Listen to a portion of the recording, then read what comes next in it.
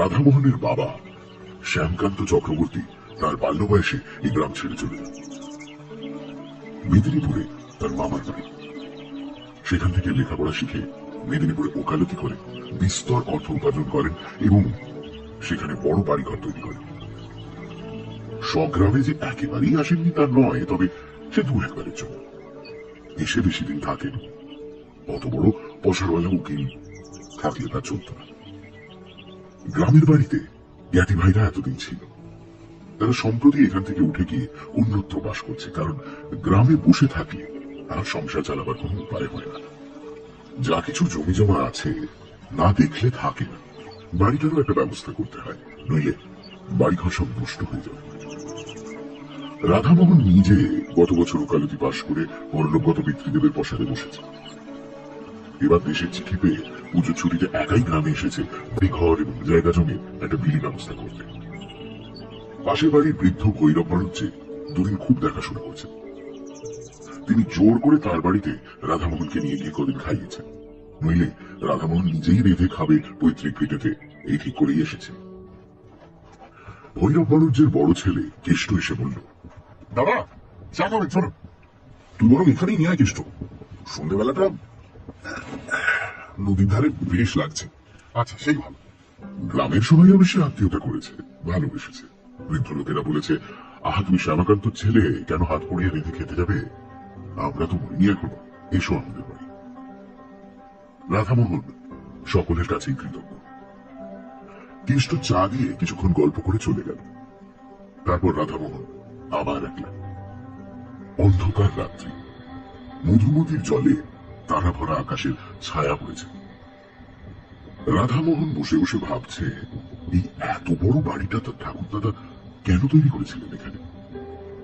সেকালে পুলিশের দারোগা ছিলেন, অনেক পয়সা রোজগার করেছেন বটে, কিন্তু বৈষয়িক বুদ্ধি ছিল না সেকালের লোকের।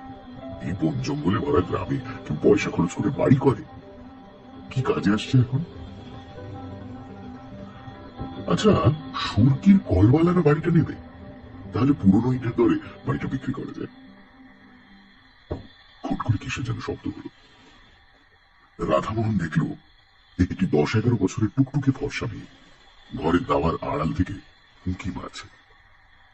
ঘরের মধ্যে হ্যারিকেন জ্বলছে, বারান্দাতে সামান্য আলো এসে পড়েছে, সুতরাং একেবারে অন্ধকারে সে বসে নেই।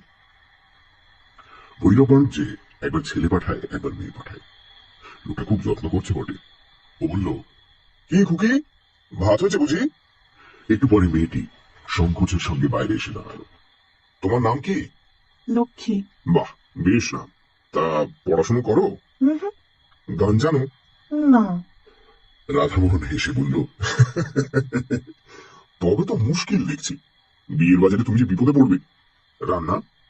বালিকা ঘাড় নেড়ে জানায় সে জানে। যাক, ওই একটা গুণ তোমার রয়েছে। তা কি কি রান্না জানো? তা সব। সব? বাহ, তুমি তো খুব ভালো। বসো। না, বসবো না। কেন, কাজ আছে? না। তবে বসো। না, আমি যাই, তুমি খেয়ে এসো। যাচ্ছি।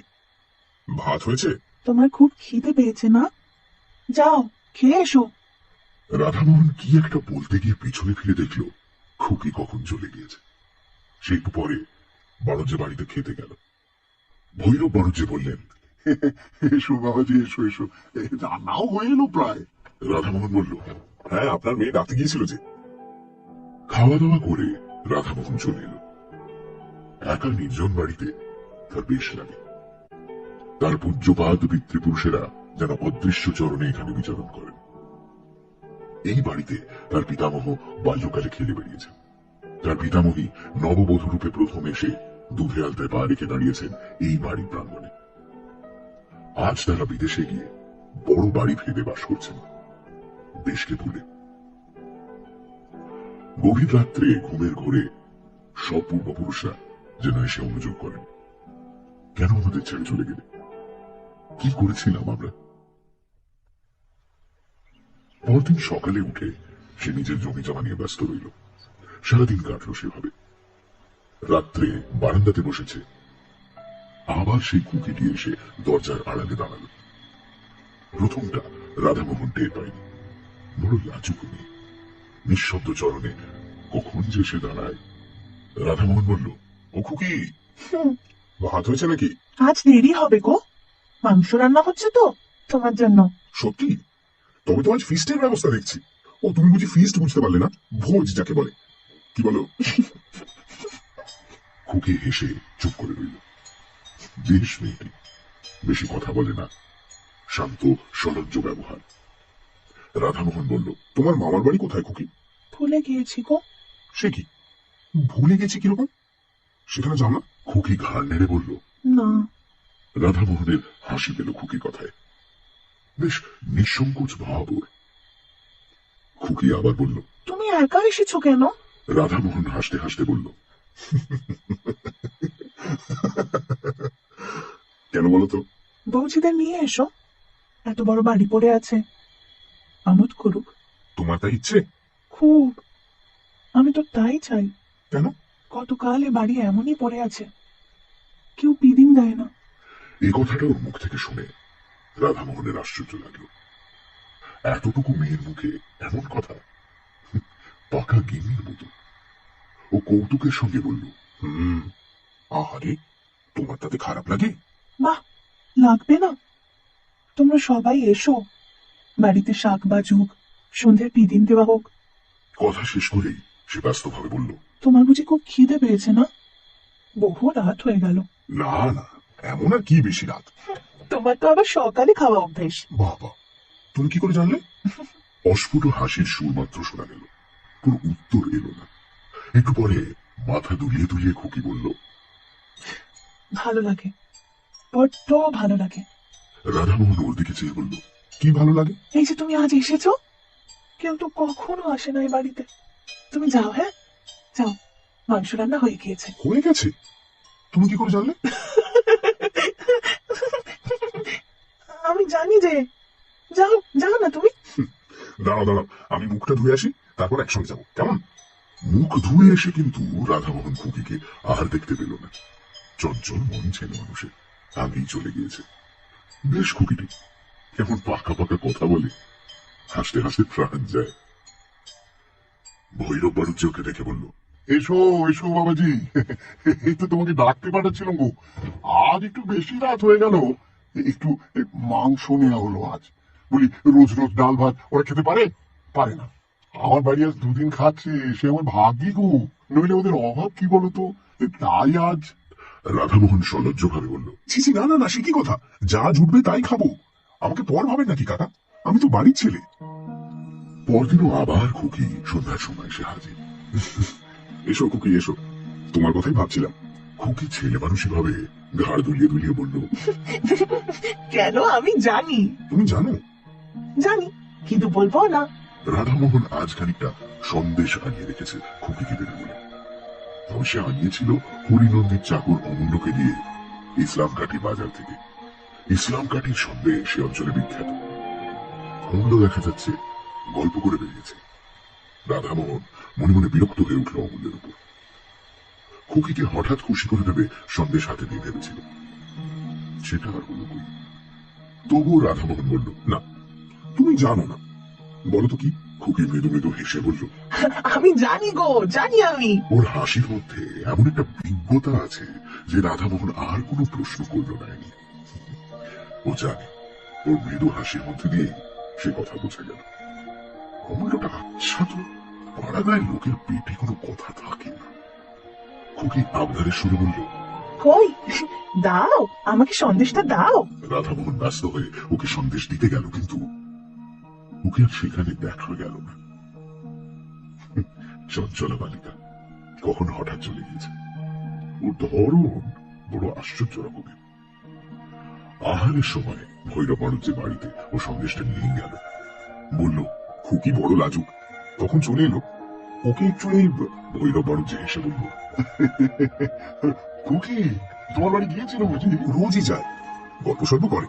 ও, তাই নাকি? হ্যাঁ, ও একটু লাজুক, খুব ছেলে মানুষ তো। পরদিন সন্ধ্যায় খুকি আবার নির্দিষ্ট স্থানটিতে এসে দাঁড়ালো বারান্দাতে। রাধামোহন বলল, কাল তুমি অমন করে চলে গেলে কেন? আমি ভারী আ করেছিলাম কিন্তু। খুকি হেসে চুপ করে রইল। বলছি, সন্দেশ খেয়েছিলে? যখন তুমি বললে তখনই তো আমার খাওয়া হয়ে গেল। পরক্ষণেই সে যেন স্নেহের সুরে বলল, তুমি এই এসেছো, আমার কত ভালো লাগছে। বাড়িতে পিদিম জ্বলছে। আসলে একা একা কারো ভালো লাগে বলো? শহরে যাবে? চলো আমার সঙ্গে। আমার এখানেই ভালো। ওসব আমার ভালো লাগে বুঝি? বাড়ি কত বায়োস্কোপ, কত খাবার দাবার। হবে, আমার তাতে কি? তুমি আবার আসবে বলো? নিশ্চয়ই আসবো, কেন আসবো না? কই, এতদিন তো আসোনি। ভিটেতে সন্ধ্যের সময় পিদিম জ্বলেনি তো। আচ্ছা, আমি আজ আসি। তুমি তো মঙ্গলবারে যাবে তাই না? রাধামোহন একটু আশ্চর্য হল। মঙ্গলবার সে যাবে বলেছিল ভৈরব বাড়ুজ্জিকে? ভৈরব কাল আবার বাড়িতেও গল্প করেছে। তারপর দুদিন রাধামোহন বৈষয়িক কাজে অন্য গ্রামে গিয়ে রইল। সোমবার অনেক রাত্রে নৌকা যোগে স্বগ্রামে ফিরল বটে, কিন্তু ভৈরব বাণিজ্যের বাড়ি কারোর সঙ্গে অত রাত্রে আর দেখা হলো না। ঘরে চিড়ে ছিল, তাই খেয়ে রাত কাটালো।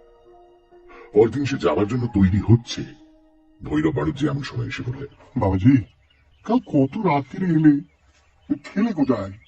দেখো তো, আমাদের ডাকা দেওয়ার উচিত ছিল কিনা। তুমি তো ঘরের ছেলে, এত লজ্জা কেন করো বলো তো? ছি ছি ছি ছি ছি। রাধামোহন বলল, আপনার খুকিটিকে একবার দেখে দিন না। বেশ বেশ, এখনই ডাকছি, দাঁড়াও। ওরে, এটা নিয়ে আয় না। একটু পরে একটি 8 বছরের কালো মতো মেয়ের হাত ধরে ভৈরব বাণিজ্য সেখানে নিয়ে এলেন। রাধামোহন বলল, না না, এই খুকি তো নয়, এর দিদি। ভৈরব বাণিজ্য বললেন, আরে এই দিদি তো বিয়ে হয়ে গেছে, সে তো শ্বশুর বাড়ি আছে। ও, তুমি তাকে দেখোনি বুঝি? তবে আপনার বাড়ির অন্য কোনো মেয়ে? না না, আমার বাড়িতে বাবাজি আর কোনো মেয়ে টেয়ে নেই। তবে অন্য কোনো মেয়ে কিন্তু না, না না না না, আর কোনো মেয়ে তুই পারে নেই ও বয়সে। দু ঘর তো মোটে ব্রাহ্মণের বাস। বয়স কত? রাধামোহনের হঠাৎ মনে পড়ে গেল। বলল, ওর হ্যাঁ, মনে পড়ছে। ওর নাম বলেছিল লক্ষ্মী। লক্ষ্মী? লক্ষ্মী? লক্ষ্মী? সেটা আবার কে? না না না, ও নামের মেয়ে তো এই গ্রামে নেই। তোমার শুনতে টুনতে ভুল হয়ে থাকবে বাবাজি।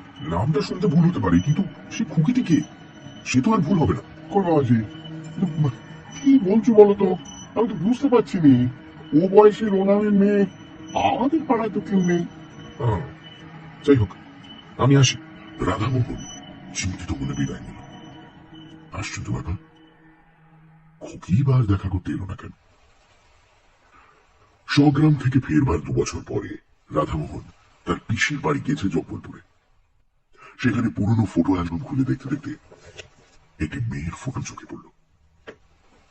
এই মেয়েটিকে সে কোথায় যেন দেখেছে, ঠিক মনে পড়ল না। পিসিমাকে ডেকে ফটোটা দেখাতে তিনি বললেন, ও বাবা, একে তুই দেখবি কোথায়? ও তো আমার ছোট বোন, তোর ছোট পিসি। 12 বছর বয়সে মারা যায়। তখন তুই কোথায়? তোর মার বিয়েই হয়নি। আমরা তখন সব আমাদের গায়ের বাড়িতেই থাকি। তারপর পিসিমা যেন কতটা আপন মনেই বললেন, আহা, একটু একটু মনে হয় ওকে, জানিস? বেশ দেখতে ছিল। সে আজ 40 বছরের কথা। তারপর তোর বাবাও দেশ ছেড়ে মেদিনীপুর চলে এলো। দেশের বাড়িতে যাওয়াই হয়নি। বিয়ের পর আমি একবার মোটে গিয়েছিলাম, সেও আজ 20 বছর আগের কথা। রাধামোহন অবাক হয়ে চেয়ে রইল অ্যালবামখানা হাতে করে। হঠাৎ মনে পড়াতে বলল, ছোট পিসিমার নাম কি ছিল? পিসিমা উত্তর দিলেন, লক্ষ্মী। রাত 10টা বাজলেই আমাদের পাড়ায় লোডশেডিং হবেই হবে। কাজে রাতের খাওয়া শেষ করে মাদুরার বালিশ নিয়ে খোলা ছাদে গিয়ে শুই। ঘুমটা কিন্তু আরামই হয়। এই রাতে ছাদে শুতে গিয়ে চমকে উঠলাম। ছাদের কার্নিশের কাছে কালো একটা মূর্তি। ওদিকে সারা পাড়া আধার কালো। নিশুতি রাতে শুনশান নিরিবিলি ছাদে কালো হয়ে কেউ দাঁড়িয়ে থাকাটা তো কাজের কথা নয়। বাড়ির মালিক যখন আমি, এবং ছাদও আইনত আমার, অতএব চোর না হয়ে যায় না। কিন্তু আজকালকার চোর তো আর সে গোবেচারা চোর নয়। তাদের কাছে নাকি ছুরি, বোমা, পিস্তলও থাকে। চেঁচামেচি করলেই বিপদ। তাই ভয় ভয় বললুম, কে? আমিটাকে সেটাই তো বুঝতে পারছি না স্যার। তার মানে আমার নাম কিছু মনে পড়ছে না স্যার। চালাকি হচ্ছে। অন্যের বাড়ির ছাদে উঠে দয়া করে কথাটা শুনুন আমার স্যার। কোনো কথা শুনতে চাই নেই। তুমি ছাদে উঠলে কি মতলব? হ্যাঁ, আমাকে বিশ্বাস করো। চোরের হালচাল দেখে তখন আমার জোর বেড়ে গেছে। বললুম, তুমি নিশ্চয়ই পাইপ বেয়ে ছাদে উঠেছো চুরির মতলবে। দাঁড়াও দাঁড়াও, আমি চেঁচামেচি করে লোক জড়ো করছি, দাঁড়াও। স্যার স্যার, বিশ্বাস করুন আমি চুরি করতে আসিনি। আমি কসমিন কালের জন্যই চোরের মাস্তুতো ভাইও নই। আমি একটু গন্ডগোলে পড়ে গেছি স্যার। কান্নাকাটি শুনে বললুম, সত্যি বলছো তুমি চোর নও? না স্যার। তাহলে ছাদে উঠেছো কেন, আর কিভাবেই বা উঠেছো? নেকা, এই যে 1 মিনিট সময় দিচ্ছি, আসল কথাটা ফাঁস না করলে ऐसा রাম চেঁচানি চেঁচাবো যে পাড়া শুধু লোক লাঠিসোঁটা নিয়ে এসে তোমায় রাম ঠেঙানি ঠেঙাবে। লোকটা বিজয় ঘাবড়ে গেল। এবার ভ্যাঁ করে কেঁদে বলল, বাবা, তাহলে তো আমি আবার মারা পড়বো। ভ্যাঁ করে কেঁদে বলল, আবার মারা পড়বে মানে? কবার মারা পড়েছো? হ্যাঁ, আগে বেশি নয়, মোটে একবার। লোকটা আবার কুঁতকুত করে নাম ছাড়লো। বাবা, এই একবারই যে কষ্ট পেয়েছি, আর মরতে হলে। উফ, ব্যাপারটা কি খুলে বলো তো বাবু। বুঝলেন না স্যার? মোটেও না। আজ সন্ধ্যাবেলা আমি সম্ভবত গাড়ি চাপা পড়েছিলাম। আচ্ছা, মনে পড়ছে ওইটুকু। বলো কি? তারপর তারপর তারপর আর কি, মরে গেল। মরে গেলে? মরে যদি গেলে তাহলে এখানে এসে আমার সঙ্গে কথা বলছো কি করে? সেটাই তো বুঝতে পারছি না স্যার। এমনকি আমি কে। Wait wait wait wait wait wait, তুমি তুমি বলতে চাইছো যে তুমি বলবেন না স্যার, বলবেন না, বলবেন না, বলবেন না, বলবেন না। শুনলে ভয় করে। ওদের আমি ভীষণ ভয় পাই স্যার। তাছাড়া জানেন তো, কানাকে কানা, খোঁড়াকে খোঁড়া বলতে নেই। এতক্ষণে আমার গায়ে কাঁটা দিল। আসতে বলুন, তুমি ঠিকই বলেছ, কিন্তু তুমি তো এখন ওদেরই একজন, অথচ তুমি ওদের ভয় পাচ্ছ। এ তো ভারী বিদঘুটে কথা বাবু। আমি যে সবে ওদের একজন হয়েছি স্যার। নতুনদের এলে যা হয়। আমার সন্দেহ ঘুচে গেল। তাহলে যা ভেবেছি তাই। এখন মাথাটা ঠিক রাখা দরকার, সাবধানে কথা বলা উচিত। বলুন, দেখো ভাই, এক কাজ করো, তুমি বরং পাকাপাকি একটা আস্তানা করে নাও কোথাও। আপনার ছাদটা বন্ধ নয় স্যার, বেশ নিরিবিলি। এই, তোমার কি মাথা খারাপ? তার চেয়ে বরং ওই যে দেখছো, ওই যে চিংবাবুদের চিলে কোঠা, দেখতে পাচ্ছ তো? ওরে বাবা, হাসপাতালের মন থেকে প্রথমে তো ওখানে গিয়েছিল। ওখানে যে একটা বড় বাবুর আস্তানা, যেমন তুম্ব চেহারা তেমনি গলার আওয়াজ, পিস্তল তুলে বলে পাকড়ো পাকড়ো। বুঝেছি, চিংবাবুর বাবা এক সময় পুলিশের দারোগা ছিলেন, তা এখন কি করতে চাও তাই বলো? আমার ঘুম পাচ্ছে। আপনি শুনবেন স্যার, শুয়ে পড়ুন। আর তুমি? বসে ভাবি, ভেবে দেখি আমি কে। না না না, সেটা কোনো কাজের কথা করো না, তুমি বরং অন্য কোথাও গিয়ে ভাবো। আমাকে কি ভয় পাচ্ছেন স্যার? তা পাচ্ছি বই কি। ভয় পাবে না দয়া করে, কারণ আমার নিজেকে নিজেই ভয় করছে। হ্যাঁ, কেন কেন? বুঝলেন না, আমি টাটকা মরেছি তো, এখনো ধাতস্থ হয়নি কিছু। দেখতে পাচ্ছেন না স্যার, এখনো আমার শরীরই পর্যন্ত হতে পারেনি। শরীরটাকে যতবার ছেড়ে ফেলার চেষ্টা করছি, তত এসে পেয়ে বসছে। এই তো কিন্তু কাজ ছিল তখন। চেষ্টা করে দেখো। আপনি শুয়ে পড়ুন, দেখি কি করা যায়। অগত্যা আমি শুয়ে পড়লাম, কিন্তু কাত হয়ে চোখ রাখলাম ওদিকে। লোকটা একটু পরেই হঠাৎ জিমন্যাস্টিক শুরু করলো। একসময় থামলো, ফোঁস করে শ্বাস ফেলতে থাকলো ক্লান্ত হয়ে। আমি বললাম, ও কি করছো হে? আগে অদৃশ্য হওয়ার চেষ্টা করছিলাম, পাচ্ছি না। আরে পারবে পারবে, আবার শুরু করো। করবো, কিন্তু গলা যে শুকিয়ে গেল, বড্ড চেষ্টা। দয়া করে এক গ্লাস জল খাওয়াবেন স্যার? হ্যাঁ, তা খাওয়াবো, কিন্তু একটা কথা দিতে হবে বাবু।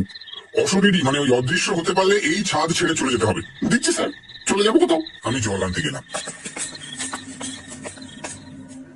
1 গিলাস জল নিয়ে ছাদে এসে ডাকলাম, কই হে, জল নাও। কিন্তু কোনো সাড়া পাওয়া গেল না।